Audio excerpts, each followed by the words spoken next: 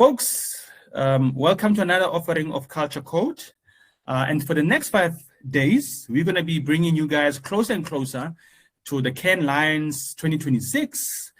And then joining me today is my co-host, who's also our producer for the show, Brendan Breezy, ladies and gents. So yeah, Teboho, great to finally be on this side of the curtain.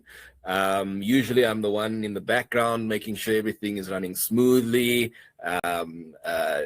interrupting you sometimes with your flow, but yeah, nice for us to be able to flow together. And this week, as you said, we get to bring everybody along with us as we unpack and get behind some of the big conversations that are shaping the future of creativity.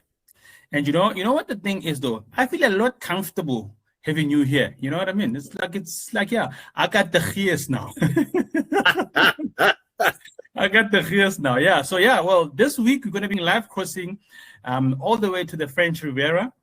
And then we're going to be hanging out with the Boundless team, the creative team from Boundless. Yes. The creative agency from South Africa. They're going to be bringing us closer and closer to the front row, to the front row seat. They're going to be our eyes. They're going to be our ears on the ground.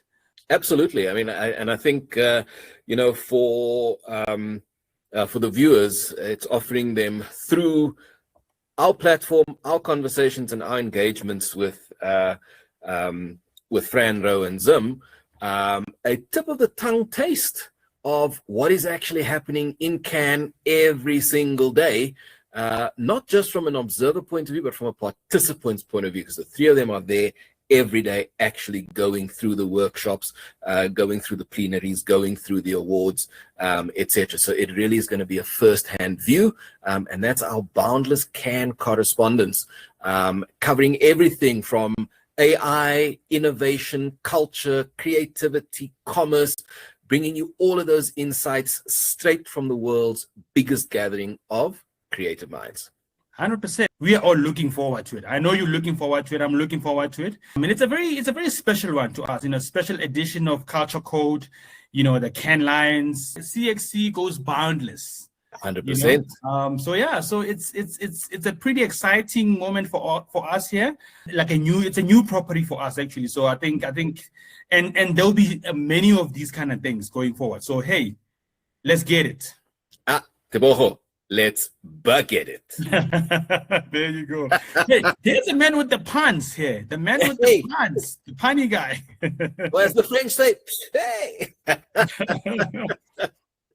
So yes, absolutely, guys. Culture Vultures, Cannes Lion has become so much more than an award show over the years. It's where creativity, technology, culture, and business collide. And of course, for me, very interested in the business side of things as well. Even being the producer here, it's about making sure that we're delivering the right content to the right people in the right way. And that's what brings the appeal. It's what brings the viewers. And so this is more great content that we're bringing to the viewers in Adland. And Cannes, of course, is where the world's biggest brands, the biggest agencies, or should I say the best agencies, and creators all come together to exchange these ideas. Creators, all right? Sorry to interject. I'm very excited. Absolutely. So creators. I think I've seen a lot of creator talks now. A lot of guys are talking about how they're going to be going there, and I hope to see South African or African content creators being part of this thing. So yeah, and I know also a lot of not everyone is going to be part of, and not everyone gets an opportunity to go to France, hey? But this is exactly why we are here. We're going to be bringing those conversations. Like I said, they're going to be your ears, your eyes on the ground, bringing you back those insightful conversations. 100%.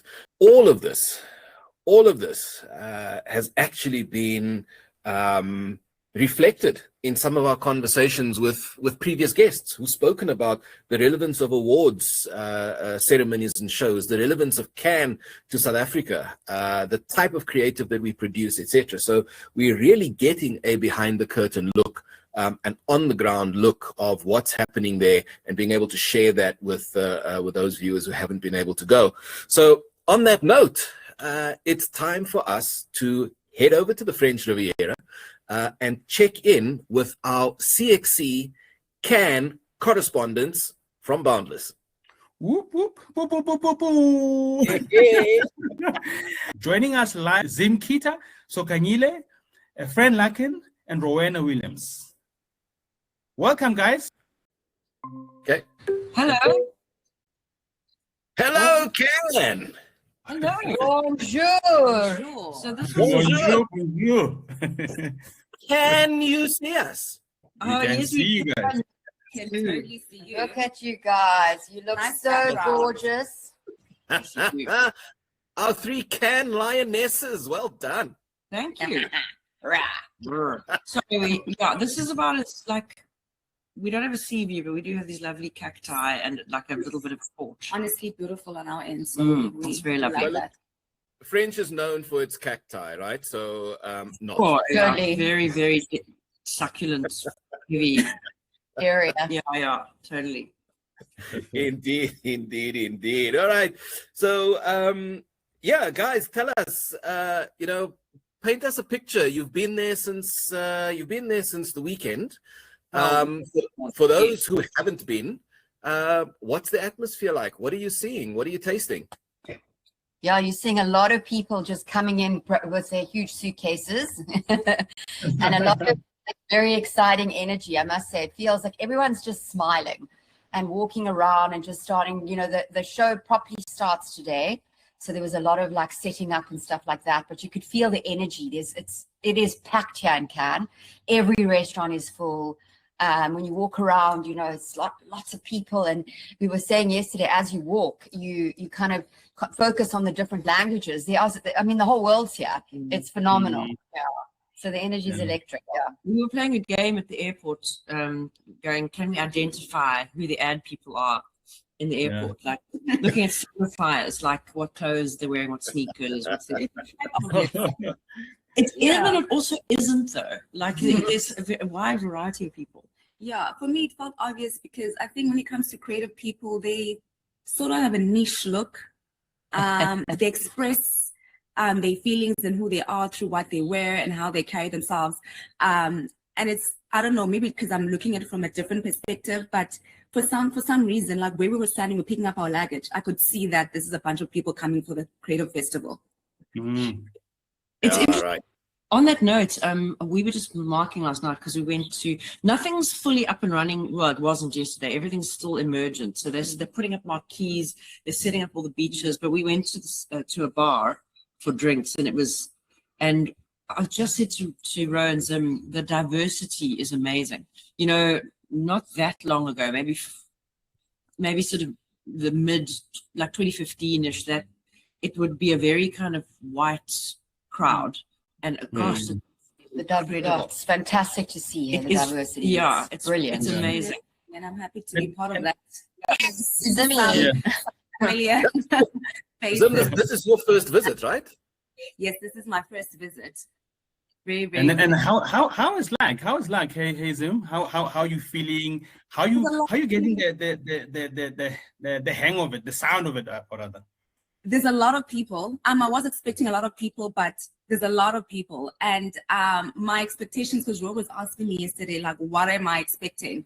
And I'm expecting to feel small, but in the best way, especially, seeing all the bold creative work happening globally after seeing it from a distance. So I'm actually excited about that. That's why I'm saying, even though I feel small, but in the best way. Good. And so, guys, what is the biggest conversation, like on everyone else's lips? I mean, what are they saying? What's the vibe? Yeah, so yesterday was quite cool when we were at the bar because we were just, people just talk to you, which is really, really nice. It's literally like that festival atmosphere where anyone will just talk. They just come up, where are you from? It's Very just really lovely. And the one guy mentioned, and I think it's true, he said there's a big indie push going on. Like the independent agencies are on the rise. And there's a lot of talk. There's actually a a whole thing on indie agencies happening in Cannes, which we've signed up for. So hopefully we get to go to a few of those talks. So I think the independent agencies and what they represent, who they are, and how we want to take on the big globals and change the game a little bit is on everyone's lips a little bit. So that's quite exciting, hey? Yeah, I think with the big network agencies in quite a lot of flux, there is a bit of a push, and it's probably always been here, but we also are kind of tuned to it because we're an independent. But there's quite a lot of talk about the independents and what proportion of the Lions wins have gone to independent in the last couple of years. And I mean, there's big independents. If you think of Wyden and Kennedy, if you think of Gut, yeah, there's Uncommon, London, yeah. Well, they're not actually independent anymore, weirdly, but we think of them as independent, which is so interesting. They operate like an independent. Yeah, okay. They identify as independent. Yeah. They show up as independent, maybe. Is it that? Yeah. I mean, we were looking at the list for the independent conversation. So it's a group of, and there's a whole lot of seminars for that. And there's a lot of talk there about AI as well, because obviously it is an enabler of smaller agencies. So, for example, we are able to operate quite lean because we can do a lot of, we don't produce necessarily work in AI, but we can do a lot of our mocking up, a lot of our conceptualizing, a lot of storyboarding presentations. We can do that in AI. So it's a big conversation. I think it's a big conversation at Cannes. It's going to be everywhere, but certainly with the independents, it's how do we use it? How do we use it to gear up? Yeah, exactly. Yeah. And but it's so interesting. I love to eavesdrop on conversations to what people are talking. I just stand there with my ear like this. And somebody said yesterday was talking about AI. And all he said is, yeah, we use AI, but people think it's so fast and it's not that easy. Guys, it's not easy. And it was so hilarious because people say they think push a button and off it goes. Doesn't take 10 minutes. So you can see what people are actually talking about in terms of AI. Yeah. And that's what we've discovered as well, because we are experts. And for us, because we're craft people, you don't want schlock out of AI. It's easy to get schlock. It's easier to just to go in and get a piece of slop. But for us, we want to use it as an expert tool. And if you want to use it as an expert tool, that's a whole different ball game. Yeah. And it supports the work that we do. Yeah. Right. Absolutely. It's an enabler. It supports the work that we do. We don't use it just for everything. It's a great platform just to support what we do. And I think it's going to be a lot of those bar conversations are going to, certainly the earlier hours of the evening are going to be about like that. What are you using it for? Because that's, everyone's doing it. So let's figure out what are you getting from it. Yeah. There's an interesting question that pops up in my mind on this, and that is, if you've used AI as a tool, you understand the importance of scripting the right cue to get the right output. But at the same time, you need the visual conception to be able to kind of provide the context for that cue. In your guys' minds, parlez-vous us through, is it visual first? Is it copy first? Is it scripting first? What adds into the recipe for great AI creative? So I think scripting is super important. If you've got for example, a film script, content script, whatever you're doing, if you don't cue it properly, it's going to give you weird things. Because what happens is it initiates key visuals to start off with before you prompt it into doing like a little bit of, video, whatever it is. It will give you key visuals. So you base it on key visuals. And if you haven't prompted it correctly, it will give you some strange and interesting stuff. Sometimes the strange and interesting stuff makes you rethink and think, shit, that could be quite interesting. Yep. But that's another story for another day. But yes, scripting is super important. But scripting for AI, because it's a different ball game AI. It's not like you can do any piece of like film in AI. It's not quite there yet. So you have to script it in terms of if AI can produce that. So you need to know the pros and cons of what it can and what it can't do. Otherwise it hallucinates and it doesn't know what you want. Yeah. So it's a challenge. You have to get, used to the tool and what it can and can't give you. Mm. So, here's another thing. I think because Cannes is happening at the same time as the World Cup. And I don't know if how are they incorporate what's happening there? I mean, are they those watch what do they call them, like those watch parties or whatever? Are there any watch parties there? You guys watching soccer? What's happening? I haven't seen that. There are watch parties. There will be, yes. I think we were invited to one where we were going to play soccer on the beach. That's I'm not happening. I'm not sure. She won't do it. I'll do it, no problem. I come back with a broken foot, Yeah. So there is definitely a spirit, and I'm sure. I think France is going to be playing during this week, so I think the energy is going to be crazy, and I think it's quite exciting. But the problem, obviously, is the time zone. So the matches are happening at weird hours. If we up, yes, you get into it. I think there are watch parties, and there are like people don't really go to bed sort of early here. That's the other thing is that we were in this bar, it's like nightclub, having drinks. It's like 9 o'clock at night, and we walked outside, and it's bright. It's like daylight. Oh. Right, and everyone is still walking up to have dinner. The restaurants are super packed. It's crazy. At like 11 o'clock at night, people are still having dinner, and the atmosphere is amazing. Like there's so many people here. Yeah, the restaurants are packed to capacity. Yeah, it's interesting from an economics point of view. The place we're staying in, this is his house. He moves out for this week, and he goes and lives somewhere else, and he rents it out. And we were chatting to a couple. We had lunch yesterday, and they were sitting at the next table, and they gave us some tips on how to get where the buses are and trains. And she owns an apartment here, and she moves out, and she rents it out, and they make a fortune. Yeah, they're pretty much, they cover the year's rent in a week. That's week. What she said. In a week, yeah. It's renting. The prices escalate like crazy. So that's why we're staying not in the center. We're staying a little bit far away because as South Africans, we look for value for money. Absolutely. And we're quite shameless about that, actually. Yes. Right? But to commute. Speaking of, it's not too tough to get around. Yeah. We get into a bus, and the buses are working up until 2 a.m. in the morning. So commuting is convenient. So we don't have to rely on Ubers, which is amazing for us to feel that the value is still there. Yeah. It's interesting that this place probably makes the bulk of its money. I think there's a big there's a real estate conference as well, and then a film festival and this. And I think they make all their money. There's a place called the Gotchu Bar, which is actually a coffee shop in the day. At night it is a bar, and it's famous. It literally is, you spill out into the gutter. They apparently make all their money for the year in that 1 week. They make the whole profit in that. So that's the kind of economics of what's going on here. Yeah.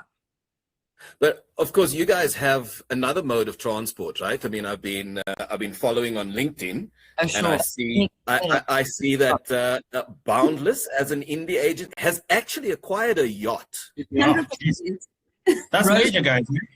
Now she's gonna bring it around, and then we'll get on it. Oh, okay. Show you that. Yeah. Fantastic. That is, and of course, I'm seeing the crew. Oh, we feel super privileged that we have a yacht in Cannes, and I think it's nice because we can. It's very mobile, so the yacht has the ability to travel with us everywhere we go.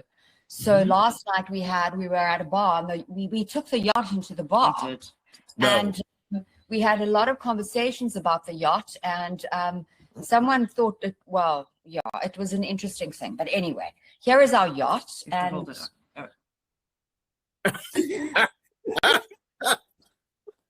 and it's hilarious. It's compact. It's it can move at the speed of advertising. It's fantastic yacht, and it is branded in Boundless. We have splash. The yacht's name is Shameless because we are shameless. And anyway, and here we are, captains of the ship. Yeah, it's quite the conversation starter. I've got to tell you, because we love it. There it goes. We forget it. We absolutely forget it. Forget it. There's so much money being spent here. If you look, and so this is our kind of ironic take on. That's kind of our indie agency ironic take on the whole thing, because there's so much. I mean, Reddit they've constructed like a whole building. There's a whole right structure. outside the Palais. It's Yeah. massive. It's like double story, literally. It's this big, massive block. And they will take it down and ship it out when they're done. And I mean, Adobe has taken over. There's big hoardings everywhere. There's so much money getting spent here. And a lot of the big companies will have a yacht and they'll take people around on the yacht. And for us, it's like, well, and actually a lot of that heat can take your attention off while we're here, which is actual work and creativity. Exactly. For us, it's like we actually here to meet brilliant people and see amazing work. You know, Connect as well. There's a sense in which you can get very distracted by everything that's going on. Quite a lot of the parties and the things are scheduled at 8 p.m. And I mean, the ceremony, the award ceremonies only end at 9:30. So it would be possible to come here and not see any of the work or not actually know what's going on with the pieces, and you know, that's why we're here. Yeah, I like it. Cannes is a huge networking opportunity. And what is interesting about Cannes is there's things for everybody in terms of the whole sphere of our industry. So you can come just as a client. You can come as a creative, you can come as just a business person looking, you know, for connections. And I mean, you end up actually coming home with a whole lot of business cards because people they're networking. Someone mentioned that they felt Cannes should become a marketplace, which I found quite interesting. It's like because it literally is all these brands that set up along the beach that are selling themselves. Yeah. Right. And it's like a mass advertising marketplace. Yeah. Actually, you'll see some of the worst advertising in your life here at Cannes. Because a lot of the tech companies and the martech companies come and there was one yesterday, is there something wrong with your funnel? So I think it was magnificent. Yeah. I think on that note then, guys, so what are the predictions for this year? Hey, I mean, and what are also the surprises that you guys have seen that you think, hey, wait a minute, what's going on here? Have we not? It's hard to say because you know it's still very emergent. The early shortlists are out for innovation for titanium, and then they'll start awarding tonight. I haven't heard any gossip from the judging rooms, although we are seeing Suhana Godhan and Khabiseng Mutau later today, and they've both been judges. So hopefully we'll start to get, because the gossip starts to spread from day one. the juries. From the South African front, it looks like the Phillipstown Wire Car Foundation is going to do well. It's going to do very, very it's well. finalisted everywhere. It's got a ton of finalists. And I think it's the kind of piece that people love, you know. I'm excited about Yeah. to see. Yeah, it's I'm got super purpose. excited to It's see that. got modernist to it. It's Yeah. incorporating community into the modern world, making it accessible. It's just a beautiful piece. So And I'm accessible. sure it's going to clean I up. think it's finalisted in every single. It's like entertainment for sport. Titanium, which is Titanium, incredible. and- That's like huge. So that's. I think it's going to be our big South African play. And there's a couple of other pieces. There's the Unburied Casket. That's got a couple of finalists. Yeah, It's doing there's quite well. Heineken got some outdoor finalists. The F1 sponsorship, yes. F1, Yeah. and then also the pub one. The Bar de Change. Bar de Change. Yeah, which is very Yes, good. Yeah. Bar de Change. And then VML has a couple of finalists for Vaseline, Tanaka Gogo. Oh, that one. Which is a big Yeah. one. Super excited Be about praying for that one. Yes. Yes. That's Okay. very Relatable beautiful. to us. It's so beautiful. I'm excited for the world to see that. Yeah. So we will wait to see. But as far as the other more international pieces go, we're kind of going to start picking up some gossip today. But you can already see a little theme coming, especially with some of the work that from South Africa that has shortlisted. I think it's definitely very powerful insights into the issues we deal with. So from Phillipstown, Wirecar, those are an issue, but it's how we live and what the beautifulness of what our country has. The casket one is definitely dealing with issues. Uses Zulu love beating. Yes. So I think already there's a little bit of a theme coming through. I remember in years gone by, so we would have a lot of the visiting judges, jury presidents from overseas, when they came to judge Lurie's, and it was Eagles then. Their constant comment used to be, and this is like 15 years ago, their comment was, your work looks like it was produced in Europe, and that's lovely, but where's your own voice? Yeah. And I think what now is completely the opposite, is South African work. Even my Gogo is also so local. That's what the judges are looking for. There's just those beautiful insights from the countries that have things that they've never seen before. Even Hansa, which is like about millennials, but it is particularly South African. It makes Yes, us exactly. unique as well because we are a unique country, and we Yeah. will get to see that during this time. Yeah. So if we show up as local as we are, And I as South think, Africans as we are, Yeah. that's uniquely beautiful. and I think South Africa's, we were saying like how many years, 20 years ago, used to be embarrassed when you travel to say you're South African because people didn't like South African. Now you say you South African, people love you. We're at a global Mhm. standard. You Something know, to be proud of. it Yeah. is. Always trending, always trending. Yes. Absolutely. Africa's on the map, and we Yeah, have a we are on lot the map. to show off because we are brilliant at what we do, and we need to be confident about that as well. Oh, nice one. The open share lioness is the South African contingent. When we get together, it's loud. It's loud. That was so lovely to see all the ladies yesterday, the energy as well. And Yeah. looking forward to today, Susan Creedles. She's a very powerful, very successful woman, international basically. She's going to win the Lion of St. Mark today. She's hosting something with all the open share ladies from South Africa, which is going to be fantastic. Yeah. Awesome. Any young creators that you guys are seeing there? Have you seen anyone so far? There's some talks with young creators in it. I'm quite keen to go. CapCut is actually hosting a couple of things like that. So yeah, if we can get to those talks, we'll definitely fill you in on what's happening there. Yeah, there's a lot of creators here. It's so interesting. So his anecdote that maybe demonstrates the rise of the creators. You know Rob Mayhew, he's the guy who does he's got the sweater with the sheep on it and the one black sheep, that guy. I mean, so a few years ago, it's probably 2022, I was judging film and I was here and we went for lunch and they host the lunch in a specific place in the Palais and he was there and I knew him from Instagram. He was kind of rising and I loved his work and I took a selfie with him and he came to the lunch table and the French were like, he got bounced from the lunch queue, the buffet, because he wasn't part of the, you know what I mean? And I felt for him. And now he's like conducting a whole seminar and he's part of the, and the anecdote is not to embarrass him because it was a particularly French way that they bounced him from the buffet queue because they didn't know him and he wasn't anyone. Now he's like, he's got main character energy here. And it's in the space of like, not even, it's like 4 years, you know. So I think that's kind of, for me, is a demonstration of the rise of the creator and how much the industry is now taking notice. So like Zim said earlier, she felt small. Watch her in a few years. She's going to be big. But I'm in the most humble way, guys, because it's my first time coming here.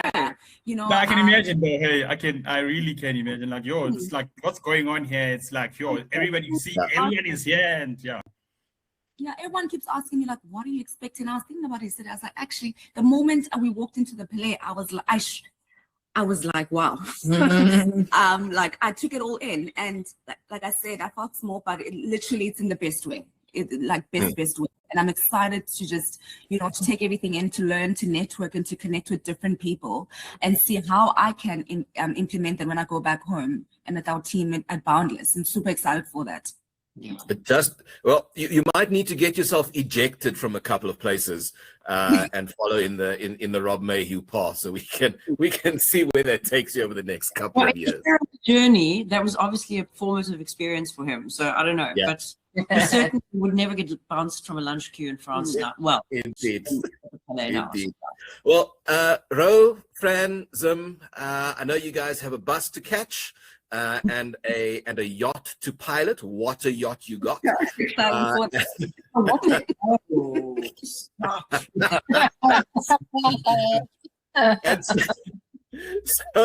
So it's time for us to leave you to meander along the creative Champs-Elysees, but we will catch up with you tomorrow.